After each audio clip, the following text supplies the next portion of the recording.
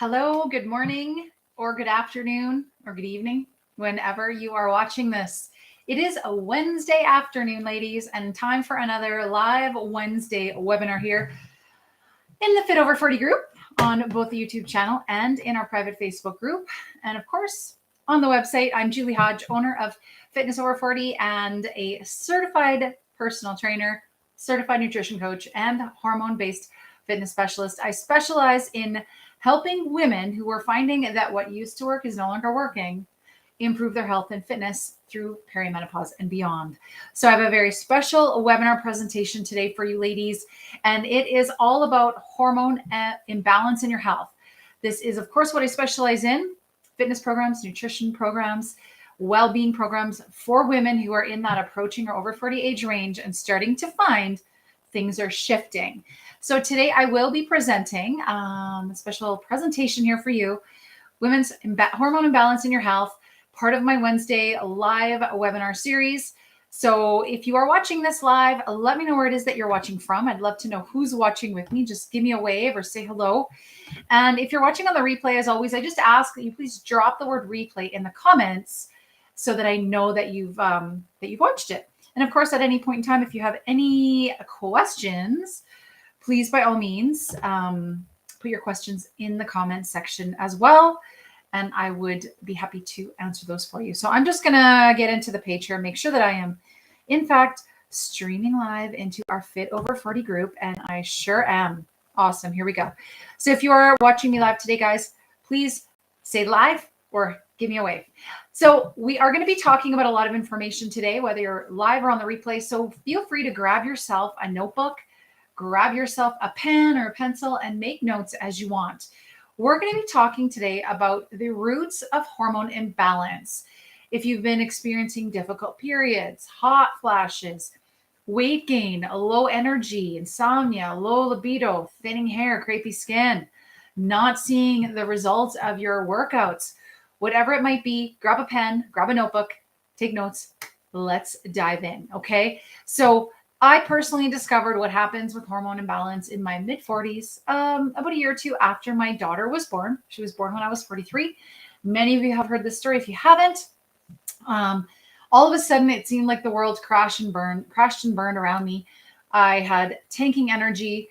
I didn't want to wake up in the morning. I couldn't wait to go back to bed at night. I had absolutely no energy. My hair was thinning. My skin looked terrible. I was trying to work out like I used to, finding that, number one, I didn't have the energy to do those workouts anymore, but also that even though I was working really hard and doing strength training and HIIT, I wasn't seeing any new muscle development. In fact, I kept experiencing flabbier muscle tone. Okay, so a lack of muscle tone, was losing any muscle I had, and I was gaining a lot more weight all over my body, backs of the arms, belly, hips, you name it. But most distressing for me was the accumulation of abdominal belly fat. Knowing what visceral fat does and how that can negatively affect our health. So I know from personal experience what happens and how to fix it. And I spend my time devoted to helping other women do the same. So today, talking about hormone imbalance and our health, that is our topic. Let's talk about a did you know? So balanced sex hormones are essential for overall health and well-being. Imbalances of hormones, estrogen, progesterone, and testosterone can lead to serious health consequences for women.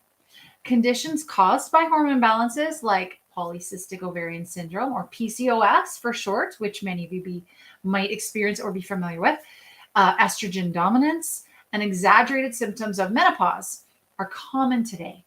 Hormone imbalance can increase the risk of breast cancer and other health conditions as well. And so they should not be ignored. So through this presentation, I will be showing you some of the symptoms of imbalance, and you'll be able to go through and see if any of those identify with you, okay? And then that's something to not ignore. Check it out, pursue it, and investigate it a little further.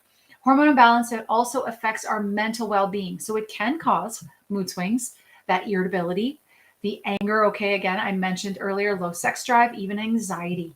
So again, if you're experiencing any of this, take a closer look to see if hormone imbalance could be at the root cause of that.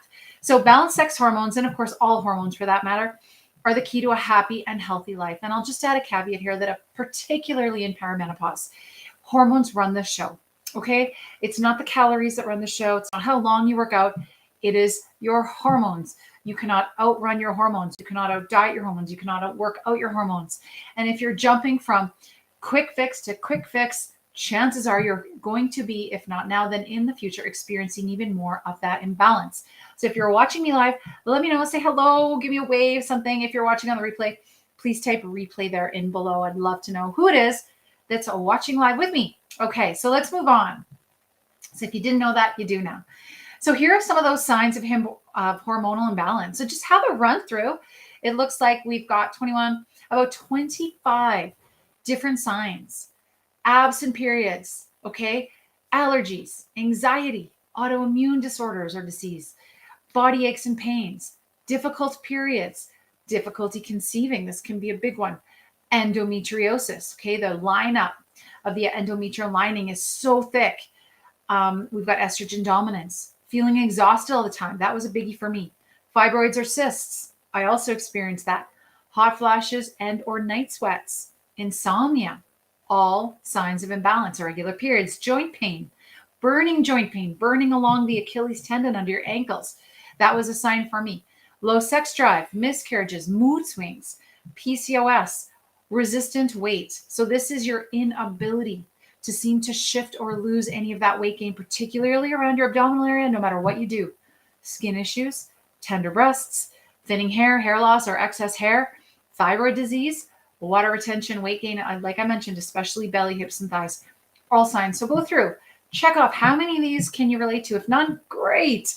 If there are a few, again, maybe look at this, investigate further, and listen and watch for the rest of this presentation. Okay. I'll try to be as quick and concise as I can.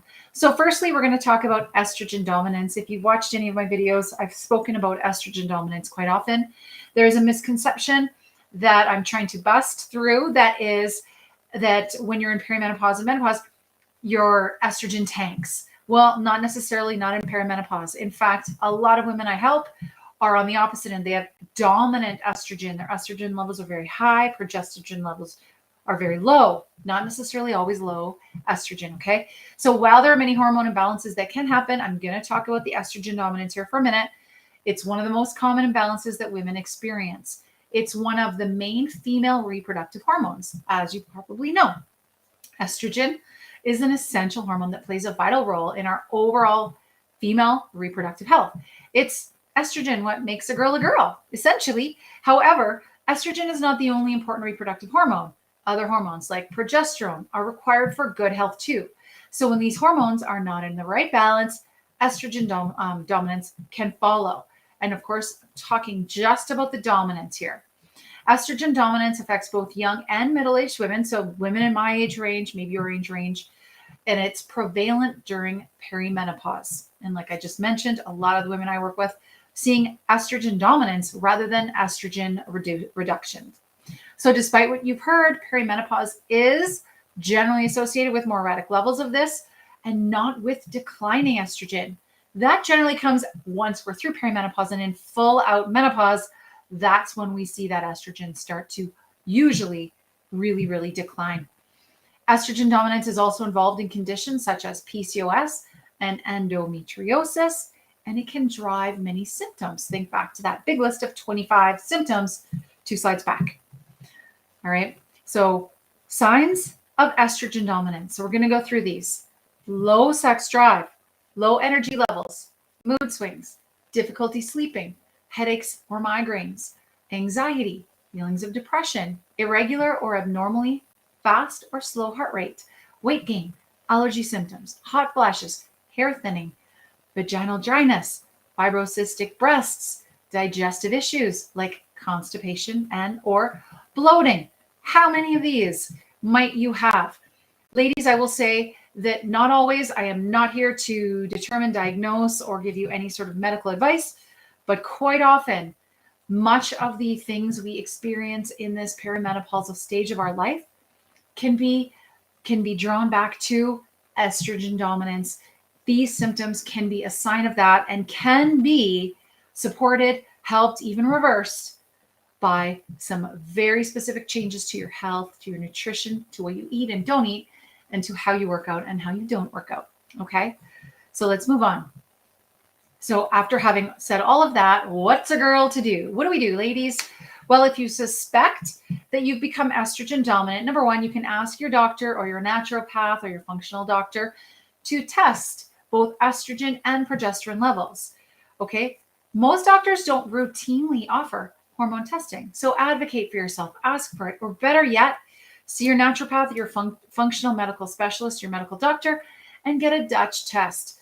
Dutch test is a very specific and very deep dive into hormone testing. And there are various levels of Dutch tests. You can get more basic Dutch tests right up to huge, in-depth, detailed Dutch tests, just depending on what you want to do and how much you want to spend. You can have it done through a doctor, or you can order Dutch testing through Precision Labs on your own. Okay, it's urine samples taken at multiple times through the day, comes with all the instructions you need. So number one, get tested to find out exactly where your hormones are. Now, as you've heard me talk about in past, if you watched any of my previous webinars, I always do recommend that you get a different layer of testing for hormones, not just blood testing, as blood testing may come back showing you that you're normal, when in fact, that normal can be 90% of women in your age range experiencing these things. So it might be normal, but it's not normal. If you want to optimize your health, get some deep dive hormone-based testing through your naturopath or through your own Dutch test that you order online, and really see what's going on with those hormones. So let's talk about the root cause of hormone imbalances. Well, number one of the biggest offenders is our diet. Okay, it's nutrition, a poor diet. Western diets are high in unhealthy fats and simple carbohydrates, such as sugars. Okay, added sugars. And again, I think 2 weeks ago I did my webinar and I talked about sugar, and women should have 24 grams or less of added sugars a day. Most of us have 3 times as many, if not more. So look at your added sugars. Most Western diets are low in all of the healthy essential nutrients. They're more grab and go. And that's certainly an issue for our hormone health. Okay, you may find a distinct correlation between the healthier, the more whole foods you eat, and the more high energy, the more better you feel. And consequently, vice versa applies as well. The poorer your diet, the poorer your energy, the poorer your sleep, the poorer your muscle tone, the poorer your mood. It all ties in together. Unhealthy food is very taxing on our liver. And the liver is the main organ responsible for the detoxification of estrogen. So if we burden the liver with too much of the unhealthy, processed foods, it must expend a lot of energy to first detoxify all of those unwanted compounds for the body. Takes that over rather than detoxification of the estrogen. Okay, so let's give the priority to what it's meant to do, not having to worry about food that it shouldn't be eating in the first place. Does that make sense? If you have any questions on that, by all means, comment in the comment box or ask your question. Okay, so that takes a lot of work. It can be exhaustive for your liver, making it inefficient, okay, to perform the other functions it's meant to do, which is removing excess estrogen among them. Okay, so keep that in mind. Next time you're grabbing a burger and fries through the drive-thru, I want you to tune into your body. And this is what I call emotional and intuitive health. Tune into your body, see your inner organs, picture your liver, and think about what you're asking it to do versus what it wants to do for your best health. And then choose appropriately. Okay, now we're going to talk about sleep. Sleep problems next to nutrition, number 2. As I talk about at length, sleep is essential for hormone health. It is the secret sauce of hormonal health. It's not come in a bottle. You got to do it yourself. So sleep stabilizes the HPA axis. Okay. It balances cortisol.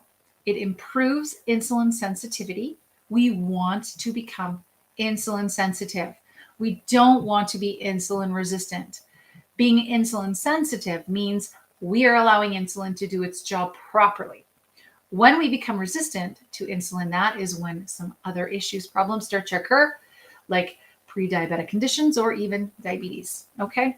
Sleep also regulates the release of progesterone, estrogen, and luteinizing hormone. Also, not mentioned here, but sleep, that deep REM level sleep, the one where that level of sleep where you have those really good dreams. REM state sleeping is when our body produces the growth hormone and the testosterone as well. So how many hours do you sleep per night? Ideally, you discover this by doing your own little sleep test. Take 4 to 5 days when you're on holidays or when you can. Go to bed when you're tired, and then try and wake up naturally. Find out over the course of 4 to 5 days, what is that natural wake time? Without an alarm, without children waking you up or pets, what is your natural wake time? But aside from that, shoot for at least 7 hours of uninterrupted sleep per night. If you're having trouble sleeping, you can consider natural aids such as melatonin, magnesium, which I swear by. I take magnesium an hour or two before bed every single night, always have the best sleeps. Most women, guys, are low in magnesium. It's one of those supplements that most women can benefit from. I take magnesium bisglycinate every day, every night. So try to get that uninterrupted sleep. Okay, try to aim for at least 7 hours. And if you have the choice between going to bed later, so closer to midnight 1 in the morning, and sleeping 8 or 9 hours into the mid-morning, or going to bed earlier, 9:30, 10 at night, and sleeping till 6:30, 6 a.m. ish, always choose going to bed earlier. Why? Why do you think it would be more beneficial health and hormone wise for you to go to bed earlier than later, even if you're getting the same amount of hours? The answer is because of what's happening with our cortisol levels when we sleep. Okay. So we want to make sure we're working with those. The earlier you go to bed, the more you're working with those natural cortisol spikes and levels through the night, through the early morning hours, versus going to sleep when they're already starting to shift. Okay. So if you have any questions on that, please drop them down. We're going to talk about another area which can create those hormone imbalances, which is, of course, stress. So there's nutrition, okay, there's sleep, and there's stress. If you're under chronic stress, I'm not talking about you have a big report due, so for the next 48 hours, you're going to be under the gun stressed. I'm talking chronic stress that lasts days, weeks, months, maybe 2 years, okay? Your adrenal glands will shift their focus toward producing more cortisol to deal with this stress, because cortisol on its own, naturally managed, is good. It's our fight or flight. It's our get up in the morning and get ready for the day. But when there's too much, this is the unwanted kind of cortisol. Too much, or when stress becomes so chronic that it tanks, too low of cortisol. Both are unwanted, okay? The high demand for cortisol thus takes away the resources to create the feel-good hormone progesterone. So find ways to de-stress, find ways to relax, find ways to dump the stress. This can be different for you than it is for me. Take a bath, go for a relaxing walk in nature, just for the sake of being walking in nature, not for exercise. Meditate, read a book, practice yoga, do some mind-body connection, dump your stress in a journal, okay? Practice anything that helps you get rid of stress. Maybe it's simply doing one-sided nostril breathing for 5 minutes, okay? Find something that works for you. It could be stretching in the middle of the day. Take that breather, take that breath work time, and do it daily, every week, week after week, day after day, until those chronic stress levels come down. I will also mention that if you have absolutely no control over things that are creating stress in your life, chronic stress, then you need to up the joy factor. So if you can't do anything with the stress, you need to balance that off by increasing joy. So where can you find the joy? All right. Let's talk about the next culprit, which can be our weight. So excess estrogen is stored in adipose cells, which are fat cells. Okay. Adipose equals fat. So the more fat cells there are, the more room there is for estrogen to be built up and stored. Okay, I'm going to read that again. Excess estrogen is stored in fat cells. The more fat cells there are, the more room there is for estrogen to be built up and stored. Thus, weight management plays an important role in treating hormone imbalance, not just for cosmetic purposes, for a more important reason than that. And again, it is estrogen maintenance. Okay. So this is really, really important. If you take nothing else away from today, perhaps it's this: maintaining a healthy weight helps the liver become more efficient at removing excess estrogen from the body, increases insulin sensitivity, which we want, Okay, improves mood, mental health bonus, which helps when the mood swings associated with estrogen dominance are happening. And it reduces the level of cortisol, the stress hormone in the body. So if you have a lot of excess adipose tissue, adipose fat cells on your body, reducing those fat cells can help you with that excess estrogen as well, which, as we just explained, can create that hormonal balance. Okay. So something to think about, a nice takeaway from today for sure. And of course, so we've had nutrition, sleep, stress, weight. The fifth disruptor to our hormone health, endocrine disrupting chemicals. Not only to our endocrine system, our hormones, our estrogen, all of that, but also gut health, the microbiome. So important. And I think more and more women need to be aware of the absolute impact these endocrine disrupting chemicals have on our health. Okay. An endocrine disrupting chemical is anything that mimics or interferes with the endocrine system. For, in other words, thyroid, adrenals, ovaries, etc. Endocrine disruptors can interfere with the endocrine system through several different mechanisms. Okay, so through several doorways.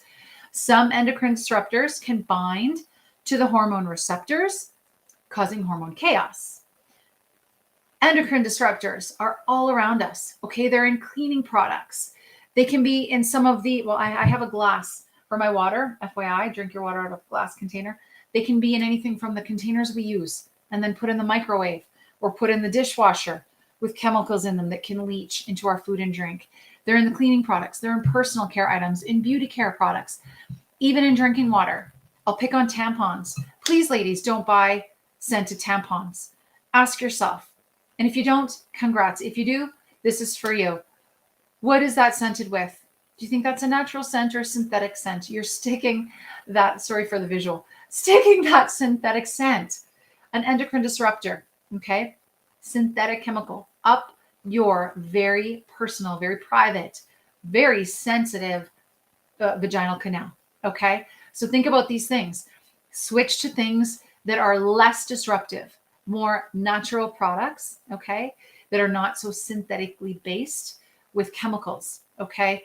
Do it in your household cleaning products, your personal and beauty care. Simple can be better, even in your drinking water, as I mentioned, okay? Filter your water, get a good water filter, drink it out of glass when you can. Do your best with what you have.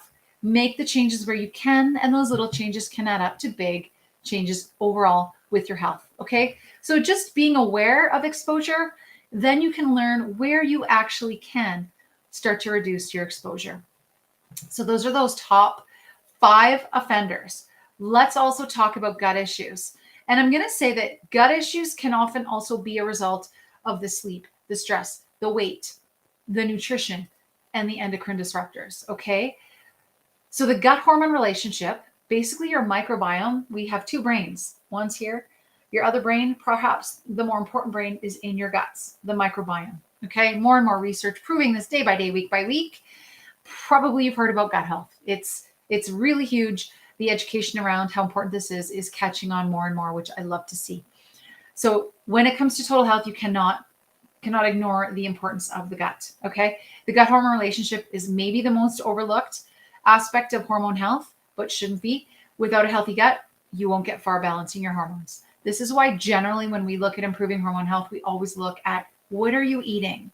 What are you not eating? And start to make some changes there, okay? Along with sleep.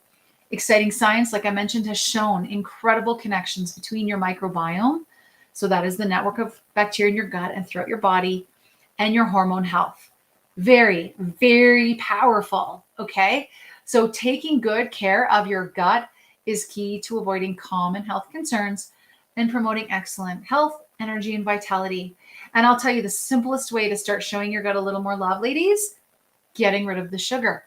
Sugar causes incredible amounts of disruption, not only to your hormones, but to the delicate balance of flora and healthy gut microbes in your gut. Okay. So if you want to start today, after you've watched this, what can I do right now? Start reading labels. Start keeping those added sugars, 24 grams or less in your diet. Start reducing the takeout food and being in control of what you're ingesting into your beautiful, amazing body that wants the best health it can have. Start doing things like that. All right. Autoimmune and or other health conditions. And again, autoimmune conditions, other health conditions can affect hormone balance, but those first 5 hormone imbalancing offenders can also affect autoimmunity, okay, just as it can gut health. So there's a very intricate, interrelated relationship here with all of these things. There is no vacuum where one thing acts in isolation with another, generally, okay? So talking about autoimmune, I'll just say AI for short. For reasons not yet completely understood, women have a higher risk of developing AI conditions than men. And 85% of patients with multiple AI diseases are female. So this can be rheumatoid arthritis. It can be lupus, okay? It can be a few different things. Hashimoto's, okay? Those are a few different things. Female predominantly. So as women, we experience so many hormone changes during our lifetime: puberty, perimenopause, menopause, pregnancy, okay? And then hopefully once we're menopause, we can normalize things a little bit more. And all normal, all part of being a woman, okay? Just give yourself a pat on the back for being a woman, number one. And just be aware of how these things will all affect your hormone health. I'm just going to take a quick pause and have a little sip of water. So a little bit more about the endocrine changes when it comes to autoimmunity and other health conditions, that the endocrine system changes have significant effects on the immune system and increase the susceptibility of women to autoimmune disorders. Okay, so just yet another very strong, very compelling reason to give yourself so much more love, time, and attention to making your health, your fitness, your nutritional priority. No longer stuff your health in a drawer. Your health does not belong in that junk drawer, my friends.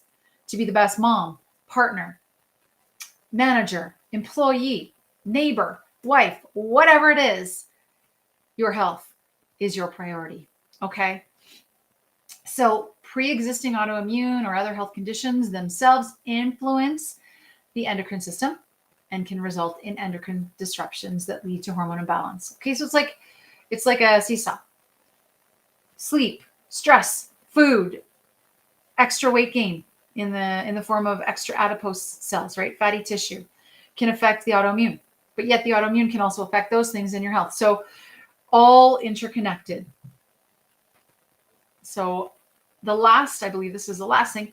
One of the things is a negative mindset. Okay. And this can definitely happen, especially if this information is fairly new or some of these things are happening that you aren't aware of, interplaying in relationship to each other and affecting your hormones, affecting the estrogen, affecting all these things. We can get worn out. It can be disruptive. It can be frustrating. It can be depressing. Okay. You're tired of the struggle. What used to work is no longer working. And if you've been riding that train long enough, it's time to get off. Okay. Let's be real. It's not always easy to feel positive. Why am I in such a great mood today? Hell yeah. I had an 8-hour uninterrupted sleep. So it's not always going to be sunshine and roses day. Okay. But when we start to take care of our health and realize the impacts that certain things we do or do not do has on our hormone health, then we start to take real power back into our own hands and see how it feels. Then 80% of the time, we are even keeled. We're feeling good, have good energy, good sleeps, okay? And those 20% of the times, hey, that's life, because it's not always easy to feel positive. But here's the thing. Your mind and body are very closely connected. As we know, negative internal self-dialogue shows up often in physical ailments. So if you feed your brain a steady state of, you suck at eating, you are lazy, you will never get this right. You're always if you're feeding yourself that steady state diet of negativity, your body is listening. How can your body thrive with that environment? So instead, I am strong and powerful. My body wants to be in optimal health. Today, I wake up with another opportunity to show myself what I can do. Today, I wake up with another opportunity to maybe make a choice, to make a better choice. Maybe I'm going to start with breakfast today. Maybe today I'm going to start with breathing. Maybe today I'm going to look in the mirror and give myself some positive love and reinforcement. So watching that internal dialogue is huge. Okay. A strong positive connection between your thoughts and your body supports the healing process. It can alleviate some of the symptoms and discomfort that you're experiencing. If you don't believe it, try it. Not to mention, staying positive will significantly help your mental and emotional health. So I want to think about frequency right now. Okay. So I want you to think if all day long you heard nasty static, an annoying, awful, staticky sound. Okay. That grated on your nerves like nails on a chalkboard. Imagine 24 hours a day, you're surrounded by that sound. What would that do to your mental health, to your physical health? Now imagine you have a beautiful high frequency sound. We're going to talk hertz here scientifically, 852 hertz or higher, a high frequency, high vibrational sound that calms and soothes your body, that makes you feel calm and happy. What would that do to your health, do you think? Which one would you prefer? Okay. So if it means that you're going to surround yourself with some beautiful sounds and music all day long, do that. Okay. So next steps, what can we do? What can you do? I've given you some concrete tips, some concrete reasons for why things happen, given you some ideas to look at your sleep, to look at your nutrition, okay, to look at your weight, to look at your mindset, to look at your autoimmunity. Do you have any interactions happening? To look at your gut health. And then if you want some help to kind of take control of that and put some of those pieces together in a way that works for you so that you do it in the most efficient and effective way you can, then reach out. Okay. You can, I think I got a spelling mistake here. Sorry about that. Just reach out. You can always go to balanceyourhormones.online. Book that free discovery call if you haven't had it yet. And let's chat. Let's just talk. You don't need to struggle through it. There are so many things we could be doing to help you feel better as soon as tomorrow. Okay. So ladies, I do want to thank you so much. If you're watching this with me live, you are able to kind of tune in, let me know, say hello. Or if you're watching this on the replay, as most of you do, I know noon is not the best time. If you're watching the replay, I'd love to know, number one, what was your biggest takeaway from this presentation? Was there something new? Was there a new aha? Number two, did this presentation help to cement or reaffirm something that you'd already been working on that you've heard so many times it's starting to become more familiar to you? Number three, do you have any questions still? Number four, did this presentation and webinar today give you any opportunities for areas that you can start to look at a little bit more in terms of your own hormonal health and overall optimized wellness? I'd love to know it. Thank you so much for watching. Thank you so much for listening live or on the replay, guys. Have a wonderful day and stay tuned. I'm going to be going live in our Fit Over 40 group this afternoon to talk about the special St. Patrick's Day offer coming out tonight. So stay tuned for that. All right, guys, have a great day.